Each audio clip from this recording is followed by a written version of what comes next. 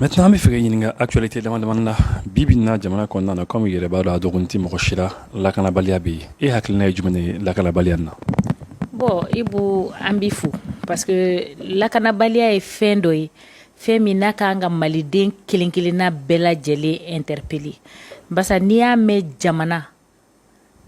lakana de b'a kɔnɔ ni lakana tɛ jamana kɔnɔ i tɛ se ka développement ko kuma fɔ ni lakana tɛ jamana kɔnɔ i tɛ se ka dun ka fa ko kuma fɔ ni lakana tɛ jamana kɔnɔ i bɛ ɲina éducation c'est-à-dire kalan nin bɛɛ lajɛlen i bɛ ɲina nin bɛɛ kɔ donc bi in na malidenw tɛ ka foyi wɛrɛ ɲini fo lakana nina m'ana segin ka na kɔfɛ dɔɔni parce que don min na ni concertation bɛ kɛ mois de septembre 2020 an bɛɛ lajɛlen ye wulikajɔ kɛ k'a fɔ ko anw bɛ fɛ ne yɛrɛ kɔni ko personnellement ko ne bɛ fɛ fanga ka kalifa finitigilakaw la ngo parce que lakanabaliya min bɛ jamana in kɔnɔ bi an bɛ se k'a bisigi k'a fɔ n'olu nana fanga la a dɔ la lakanabaliya o bɛ kɛ anw ma mauvais souvenir ye donc o hukumu kɔnɔna la maa caman ye i jigi da ko finitigilakaw k'u ka na fanga la donc bi an nana mun ye lakanabaliya a warakatara kosɛbɛ parce que fɔlɔ a bɛ fɔ an ye minisiri karisa ale de bɛ finitigilakaw ka ko ɲɛma gan a ma sɔn ka kɛlɛkɛminɛnw a ma sɔn k'u bila u ka disposition na an b'a fɔ fɔlɔ fana ko président karisa o kun bɛ yen a ma sɔn ka kɛlɛkɛminɛnw k'o bila finitigilakaw ka disposition na donc anw ko n'i y'a bɛɛ ta k'a di finitigilakaw yɛrɛ ma donc n'o kɔni kɛra excuse tɛ yen bilen lakana kan ka na donc pour moi lakana o de kan mɔgɔ caman b'a fɔ ko kan ka kɛ priorité ne ko non c'est ma marque déposée c'est-à-dire priorité yɛrɛ tɛ ni régime k'a fɔ ko ka lakana kɛ priorité ni régime bolo transition bolo ne bolo o tɛ ne bolo lakana ka na Mali kɔnɔ a kan ka kɛ question d'honneur de an ka ɲɛmɔgɔw bolo bi parce que mɔgɔ bɛ fini ta ko i bi kali ka siɲɛ ka hali ni e yɛrɛ nin bɛ to a la mais jamana bɛ lakana jamana kɔnɔdenw bɛ lakana u ka biɲɛw n'o y'u ka bololafɛnw ye o bɛ lakana donc bi na an ɲɛ b'a la ɲɔnɔ mara yɛrɛ la parce que fɔlɔ an tun b'a fɔ ko nord an bɔra yen an tɛ foyi fɔ wagati tɛmɛna Bajangara Koro Bankas o fɛn ninnu an tun bɛ Mopti mara dɔrɔn fɔ sisan an bɔra yen an nana don Segu mara kɔnɔ an bɛ sisan ɲɔnɔ anw ka sɛnɛkɛfɛn fanba bɛɛ bɛ kɛ yen de an ka malow n'an ka jabaw n'an ka layiw a fɛn fanba bɛɛ bɛ kɛ yen n'i taara ɲɔnɔ nakɔ koloni kɔnɔ anw yɛrɛ ka mouvement an t'an sen bɔ a la a représentelen don yen a bɛ Dɛnbugu a bɛ ɲɔnɔ ville la donc an bɛ se k'a fɔ yen réalité an b'a kalama parce que an n'u bɛ en contact donc ka n'a ye bi mɔgɔw tɛ ka se ka taa hali sɛnɛ kɛ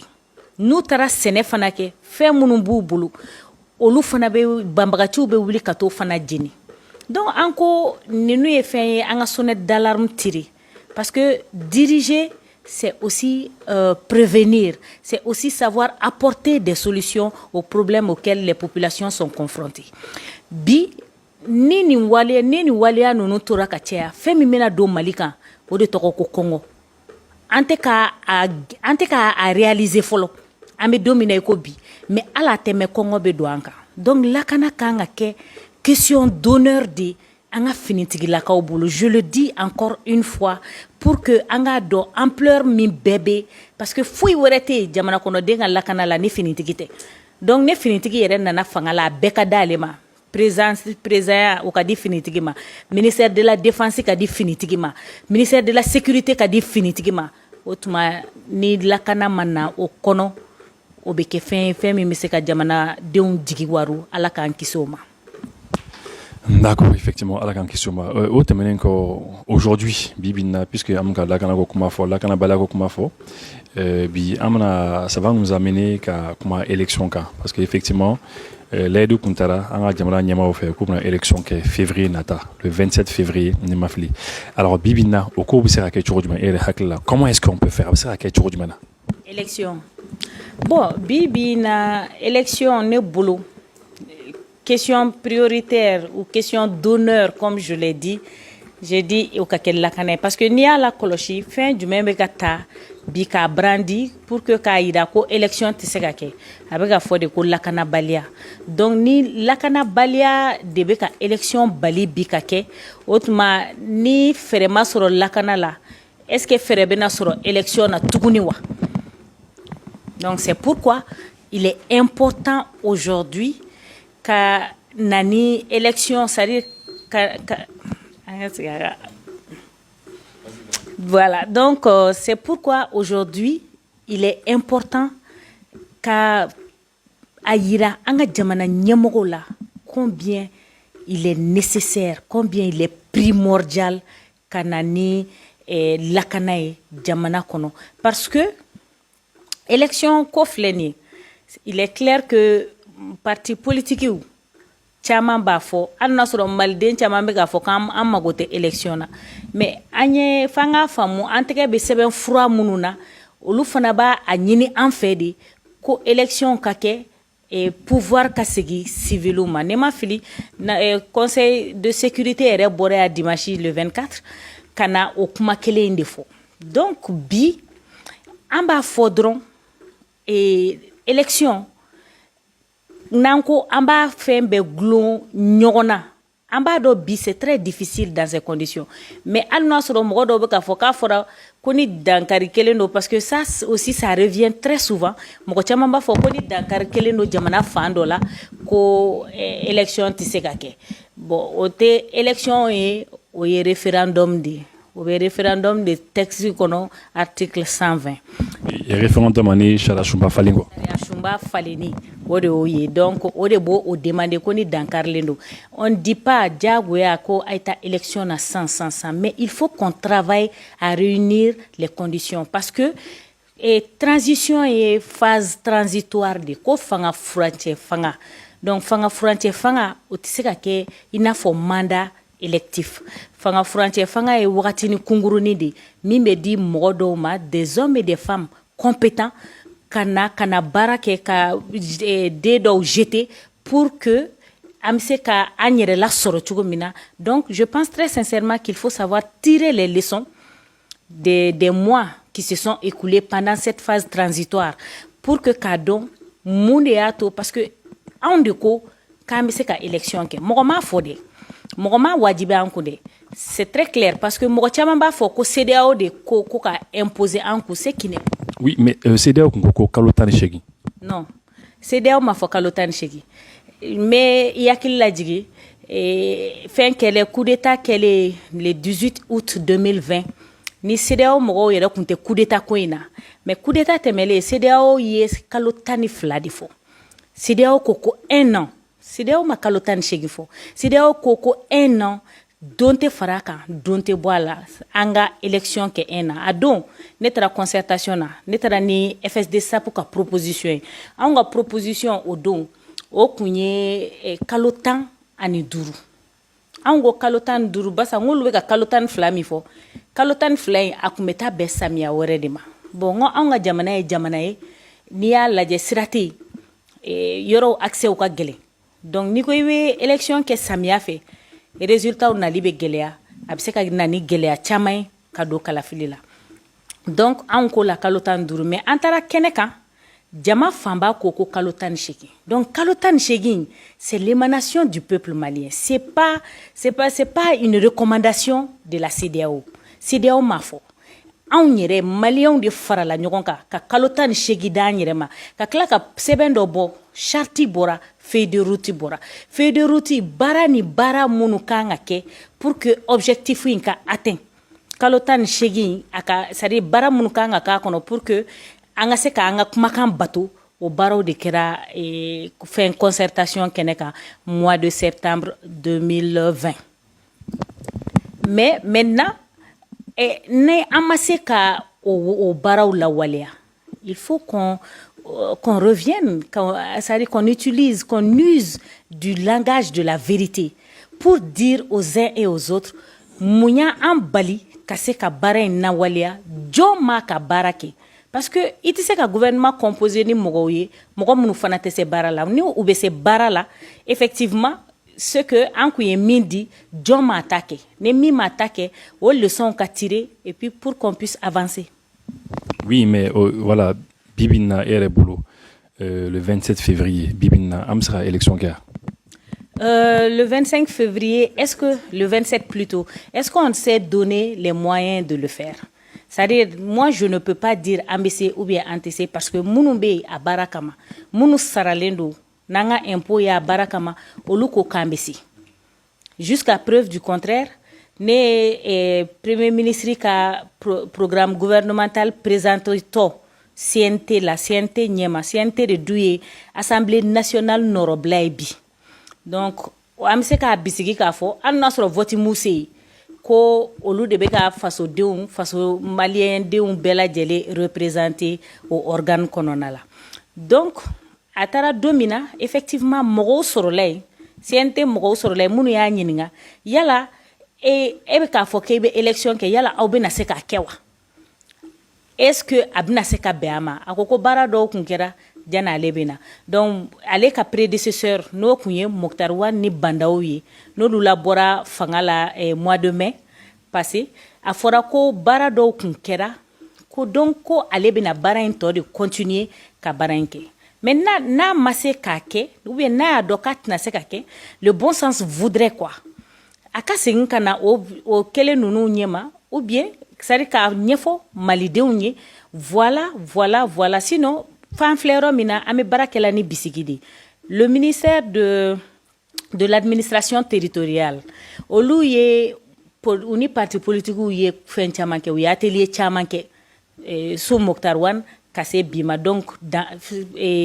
pour que u bɛ se k'u ka engagement ninnu respecter cogo min na u ka taa ne ni baara ninnu ye. Mais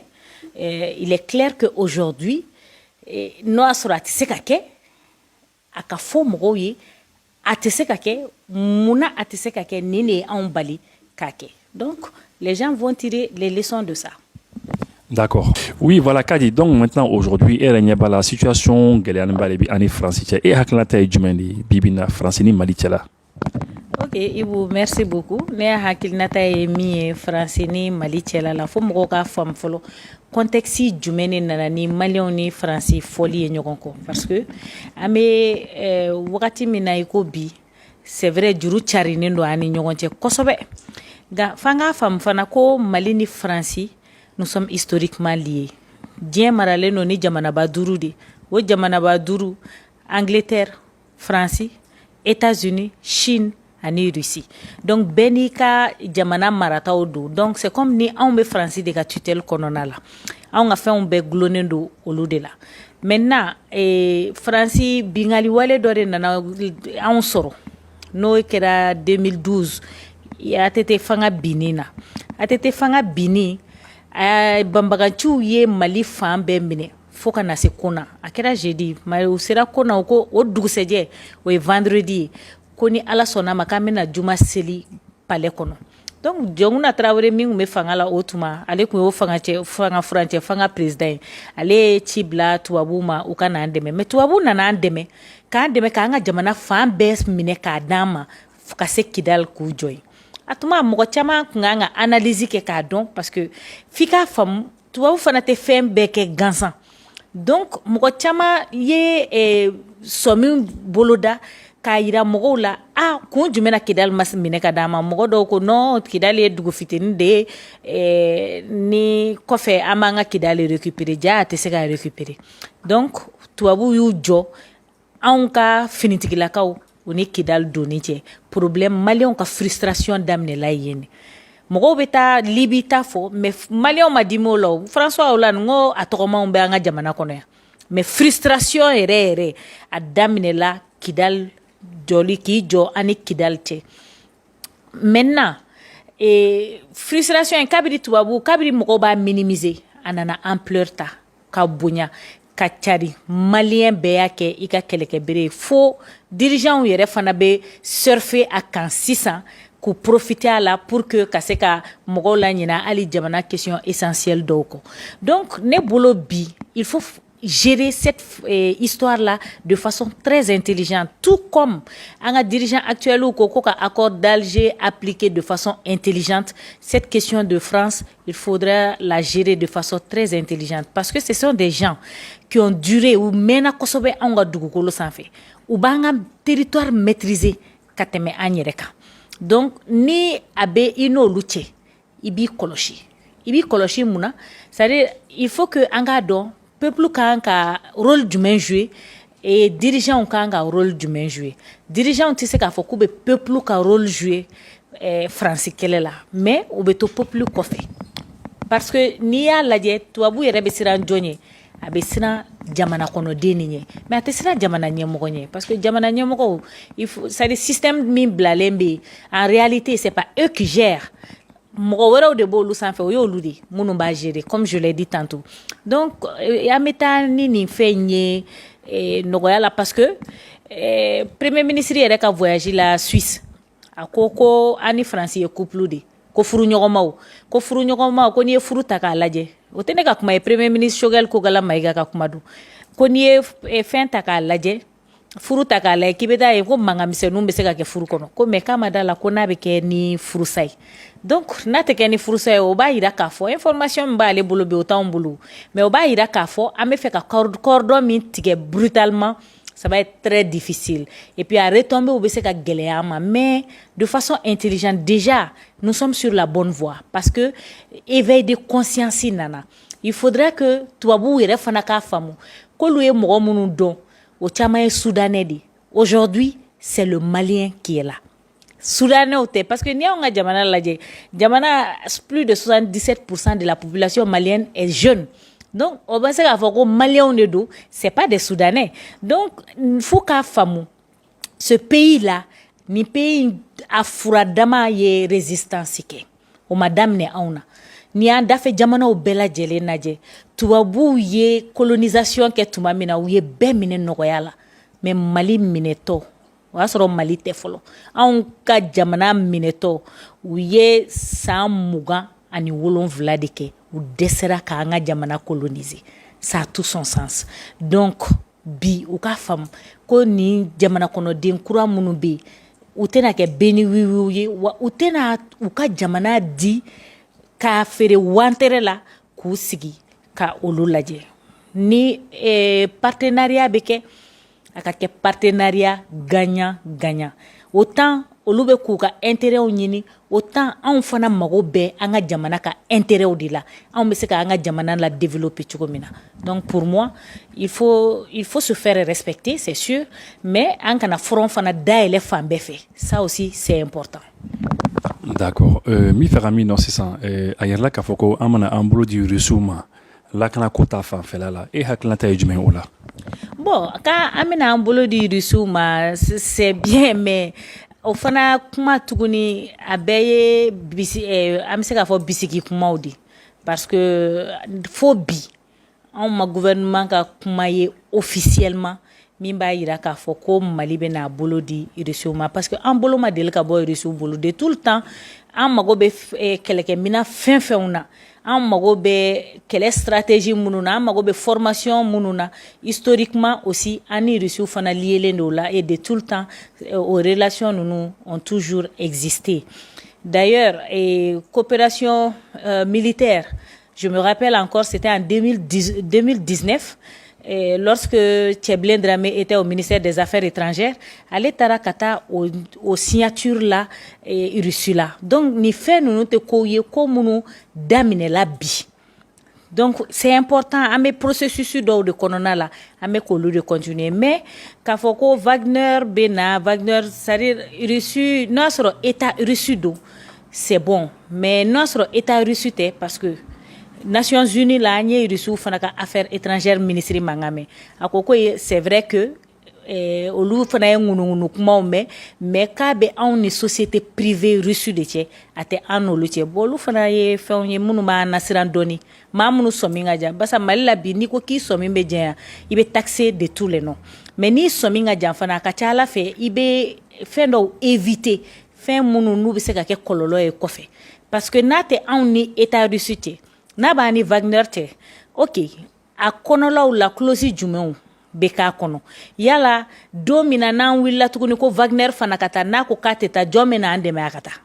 ça c'est des questionnements c'est-à-dire il faut que bi an k'an yɛrɛ ɲininka olu la an ka autorités la sɔmi pour que u k'u jija n'u b'u bolonɔ bila sɛbɛn o sɛbɛn na a ka kɛ de façon très réfléchie don min na en cas de bavure jɔn bɛ minɛ jɔn bɛ ɲangi jɔn bɛ interpeller parce que an y'a ye an ka bolonɔ bilalen no ani Faransi ta min na a b'a yira k'a fɔ ko ni Faransi ye hali bavure kɛ ko Faransi tɛ se ka ɲininka an ka jamana kɔnɔ donc il faudra que n'an bɛ nin ɲɔgɔnnaw signer qu'on tire les leçons du passé an ye erreur minnu kɛ ka tɛmɛ an kana don olu erreur ɲɔgɔnnaw kɔnɔ. D'accord, i kumana ne yɛrɛ ka cɛkɔrɔba kan ne fa Cɛbilen Drami effectivement k'a to ministre des affaires étrangères ya la a kun ye baara caman kɛ a kun ye nisɔndiya baara caman kɛ i n'a fɔ sen dɔ la a delila ka sema mɔgɔ dɔ interpeller k'o wele ka tiɲɛ fɔ a ye o diyara an ye kosɛbɛ a waati la a kun delila ka tubabukɛ dɔ fana gɛn k'o kɛ persona non grata ye ko Mali kɔnɔ k'a ka Mali bila kɔsani na an y'a ye ministre min bɛ yen o ye Abdoulaye Diop ye a fana o ɲɔgɔn kelen kɛ e hakilinata ye jumɛn ye o la? Bon, ne hakilinata ye min ye dɔrɔn c'est-à-dire c'est vrai que nous avons aussi eu la chance qu'à évoluer diplomatie domaine kɔnɔ puisque an ye baara kɛ ministère des affaires étrangères la donc ninnu ye fɛn minnu bɛ exister déjà relation diplomatique kɔnɔ c'est relation diplomatique bɛ ninnu fɛn ninnu prévoir c'est-à-dire que ni i nana jamana kɔnɔ jamana yɛrɛ de bɛ sɛbɛn d'e ma ka i yamaruya i ka to a ka jamana kɔnɔ donc ni i waleyaw yera ou bien ni i ye waleyaw poser minnu b'a to a bɛ se ka dankari kɛ jamana la ou bien jamana ɲɛmɔgɔw la n'a ka d'u ye u bɛ se k'i déclarer comme persona non grata i n'a fɔ i y'a rappelé cogo min na 2019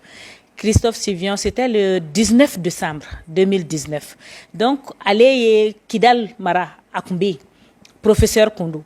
Anana kana kuma do fo mi me dankari ke an ga jamana souveraineté la. Ado an bébé affaires étrangères la. An ko ngoni cɛ man ga Mali kono. Effectivement, 24 heures de dira alima. Il avait 24 heures pour quitter le territoire malien. A bora Mali kono a dombe. Donc, mais ne mogo c'est le rappel profite aux croyants mogo tuma do la ante fe ne mogo mananya an ye fɛn ɲuman kɛ an b'an da de a kan ou bien an b'an ɲɛ tugu a kan jamana ti jɔ ten bi c'est vrai que Diop fana ye burkinabé ka fɛ le représentant spécial de la CEDEAO a fana y'a déclaré persona non grata lui il a eu plus de chance il a eu 72 heures clé saba pour que sinon Cɛbilen ta tuma la ko clé kelen fɛn lettre bɔra don min na cɛ y'a ka kasa kuru o don kelen dɔw yɛrɛ taara photo ta aéroport la je me rappelle encore k'a ka image k'u den ka photo ta aéroport la k'a bila bɔlɔlɔw sanfɛ donc min taara bi min ta bɔra nin ye représentant spécial in an kɔni an bɛ an ka jamana ɲɛmɔgɔw kɔ an b'u kɔ parce que an y'a de fɔ n ko n'a bilala an ka jamana ɲɛmɔgɔw ni maa o maa cɛ an b'an dresser i kɔfɛ parce que c'est-à-dire an tɛ se ka bɔ e kɔ o tuma n'an yɛrɛw bɛ kɛlɛ an b'an ta ɲɛnabɔ an ni ɲɔgɔn cɛ yan n'an bɛ ɲɔgɔn kunkolo foroko bɔ an b'a bɔ an ni ɲɔgɔn cɛ yan mais il faut que an ka jamana ɲɛmɔgɔw fana n'u fana bɛ acte fɛn fɛn poser a acte ka kɛ tiɲɛ kan a ka kɛ tilennenya kan u kana foyi ta de façon légère k'a fɔ ko karisa ye nin kɛ tagalen ɲɛfɛ a ka taa ye k'a tigi m'o kɛ ou bien k'a y'a kɛ donc o bɛ kɛ fɛn ye o bɛ se ka kumasulu se olu ma a bɛ kumasulu se nation bɛɛ ma en même temps donc an bɛ min ɲini u fɛ dɔrɔn o y'o de sinon ne y'a sɔrɔ cɛ ye ko de fana kɛ min bɛ dankari parce que la seule différence n'i ye hali communiqué fila ninnu na 2019 ta ni nin ta cɛ in ye ko o ko kɛ français in ye ko o ko kɛ a détaillera 2019 communiqué kɔnɔ mais cette fois-ci an bɛ kuma ni bisikiw de ye an bɛ kuma ni an kɛlen don ka fɛn dɔw mɛn réseaux sociaux kan mais état m'o fɔ donc an k'a dɔn fana raison jumɛnw ye nin kɛ cɛ in ye waleya jumɛn kɛ o bɛɛ bɛ dɛmɛ tɔ nɔgɔya an ka autorités ma. Oui, c'est vrai que kɔfɛ an y'a ye Jeune Afrique la an ye ministre Abdoulaye Diop ka interview dɔ ye Jeune Afrique kɔnɔna na o yɔrɔ la a y'a walawala dɔɔni mais comme i y'a fɔ cogo min na communiqué kɔnɔna na n'a kun yɛrɛ nɔ mɔgɔ bɛ se ka laturu o la kosɛbɛ kosɛbɛ ka tɛmɛ fɛn kan o tɛmɛnen kɔ bi bi na Mali justice Mali kiriko bi cogo jumɛn e bɛ k'a ye cogo jumɛn comment est-ce que tu vois ça aujourd'hui Ibu i b'a dɔn jamana o jamana jamana kɔnɔden o jamana kɔnɔden n'i b'i ka jamana fɛ i bɛ kiiri soutenu c'est-à-dire kiiri tɛ se ka jamana yɛrɛ tɛ se ka taa ɲɛ abada ni kiiri ɲuman t'a kɔnɔ frustration fɛn fɛn bɛ yen minnu yɛrɛ bɛ conduire fo ka na se coup d'état ma i bɛ taa sɔrɔ injustice de bɛ kɛ caman na mɔgɔw kumunen don u sigilen don u ka droit minɛlen don u la n'a fɔra olu ye a ye bɔ u bɛ bɔ u tɛ don donc fantan bɛ tɔɲɔ jamana kɔnɔ i ka dugukolow bɛ naraki la i ka biɲɛw bɛ minɛ i la faama fɛ se t'i ye dabali t'i ye a fɔyɔrɔ t'i bolo jɔn bɛ se ka i jigi tugu o ye kiiri de donc kiiri tigɛ ko ɲuman c'est très important i tɛ kiiri dɛmɛ ko kiiri dɛ i bɛ kiiri dɛmɛ k'i yɛrɛ parce que lajaba bɛ mɛn maa wɛrɛ kan bi a bɛ se k'e yɛrɛ sɔrɔ a bɛ se ka ne sɔrɔ ni kiiri y'i lajɛya i jɛyara diɲɛ ɲɛna mais ni kiiri ko fana k'i nɔ b'a la i nɔgɔra diɲɛ ɲɛna donc an ka kiiri an ka dɛmɛ b'u ye an sɔnnen don u ta ma parce que u bɛ ka min kɛ bi ko ka mɔgɔw minɛ mɔgɔ minnu kelen ye maa 100 niyɔrɔ dun maa 200 niyɔrɔ dun an ko o ye waleya min ka ɲi parce que ne tɛ différence dɔn jamana wari tabaga ani terroriste ne bolo différence t'u cɛ terroriste bɛ marifa ta ka aw ka siniɲɛsigi minɛ aw la cogo min na min fana bɛ ka aw ka nafolo ta a bɛ ka aw ka siniɲɛsigi de minɛ aw la ten parce que a b'a to e denw tɛ éducation ɲuman sɔrɔ a b'a to musow tɛ jiginniyɔrɔ ɲuman sɔrɔ a b'a to sira tɛ dilan jamana kɔnɔ o n'a ɲɔgɔnna caman a kɔlɔlɔ yɛrɛ ka bon hali ni terroriste ta ye docteur c'est important a b'a to ni si tɛ sɔrɔ jamana kɔnɔ mais nin bɛɛ kɔfɛ il faut que kiiri k'i majanya tuma dɔw fana la waleya dɔw la olu ye waleya jumɛn ye bi f'an k'a dɔn fana ko anw bɛ jamana kɔnɔ jamana min n'a mɛnna ko karisa welela dɔrɔn an b'a fɔ ko karisa ye zon ye alors que présomption d'innocence bɛ yen la présomption d'innocence existe mɔgɔ caman bɛ yen bi kunnafonidi yɛrɛ caman fɛ o dɔw yɛrɛ bɛ bɔ ko karisa minɛla ka sɔrɔ a tigi ma minɛ tile 1 tile 2 tile 3 tile 4 i bɛ taa ye a tigi bɛ minɛ olu fana ye waleya minnu bɛ na ni furuku ye mɔgɔ bɛ se k'a fɔ o tuma la ko labɛnnen kun don wa kiiri kan k'a ka baara kɛ n'a y'a ka baara kɛ tuma min na a b'a ka kunnafoni jɛnsɛn jamana kɔnɔdenw k'u informer donc kiiri k'i ma janya tuma dɔw la baara dɔw la parce que n'a ma kɛ ten maa minnu fana bɛ wele bin bɛ k'u fana kan hakɛ bɛ bɛɛ bolo cogo min présomption d'innocence fana bɛ exister fo ni i tɛmɛ n'olu yɛrɛ ɲɛma don min na n'olu y'i déclaré coupable. D'accord, effectivement là ça va m'amener qu'à question de poser kuna question mi wolo yere ka kuma ona wolo ka boka kuma ona no ba fuma ko question subsidiaire gela kun dona ini nere koroke che kosanina ne koroke Kasim Traoré ala ke nyame ka ñogon famu kosebe donc puisque effectivement am ko kuma kirika ay ñogon famu aujourd'hui bi ça va je crois entre vous ay ñogon famu ça n'est-ce pas? Oui, ay ñogon famu ɲɔgɔn faamu kɛra fɛn dɔw de kan parce que bamananw b'a fɔ ko jeli tɛ suma nɛn kan n'i ye kobilen ye maa da la ka na nisɔndiya n'a ye parce que on ne sait jamais de quoi demain peut être fait c'est vrai que gɛlɛyaw donna an ni ɲɔgɔn cɛ a gɛlɛya ninnu hakili la fanba ye ale yɛrɛ de parce que ale de bɔra ka kunnafoni dɔw di donc kiiri ye an tɛmɛna procureur de ɲɛma Touré donc kumakan dɔw de taara ye o de nana ni bɛnkan ye o kumakan ninnu a fɔra ka yafa deli publiquement parce que a ye yafa deli tribunal kɔnɔ a fɔra k'a deli publiquement n'a y'a deli publiquement ne m'o fɔ dɔwɛrɛ la parce que baara min kɛra a kɛra publiquement de a dabɔkun tɛ pour que ka mɔgɔ lamaloya a dabɔkun tɛ pour que ka mɔgɔ buruja mais a dabɔkun ye min ye i b'a dɔn kuma Ibu i bɛ fɛn dɔ fɔ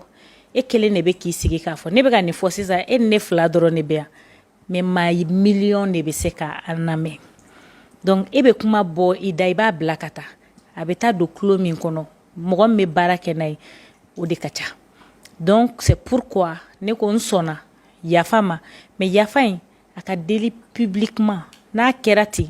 en ce moment ne bɛ n ka plainte bɔ, an bɛ tɛmɛ ni an ka adamadenya ye parce que Kasim juguya foyi tɛ ne kɔnɔ. I n'a fɔ mɔgɔ si a temps yɛrɛ tɛ n bolo ko n bɛ mɔgɔ juguya bila n kɔnɔ, o tɛ n tagabolo ye. Mais ni ko dɔw fana y'i sɔrɔ, jango ko min bɛ toucher i danbe la, a bɛ toucher i bɔkolo la, a bɛ toucher hali ni e tɛ yen don min a bɛ se ka fɔ ka don i denw tulo la, i bɛ sa o da la, i b'o ko kɛ ka s'a dan na. Donc o dɔrɔn de don. D'accord. Donc, en question là-bas, oui, au début, en interview au début là, en commandant ministère de la réconciliation quand, en commandant au camp parce que combien non, donc il boirait non, avait watté une bossa. Donc maintenant, il faut faire donc depuis boirait notre maman, est-ce que les ministres qui voient ignorent? Non, je pense que, je suppose que le ministre est occupé l'Indo Kosovo parce que les défis sont tellement énormes que, voilà, je n'ai pas cherché à le voir parce que je sais combien ce département est important et combien les tâches sont difficiles. Et Bibi na Mali magobe a dembekabe. Donc, nous, be confiera qu'au département, qu'on confie mogomina, ou te barafitini. Donc vraiment à parce que et puis jamana ko kacha quoi. Donc à la SMS qui faut donnera et boufana. Non non non non non non non non non parce que moro nini moro barake Ouratini Djan, vous avez collaboré ensemble. Quand même, après un beau jour, un SMS, un petit coup de téléphone au Chité. Et Tom Numbe Fana, ou Lucie Fana,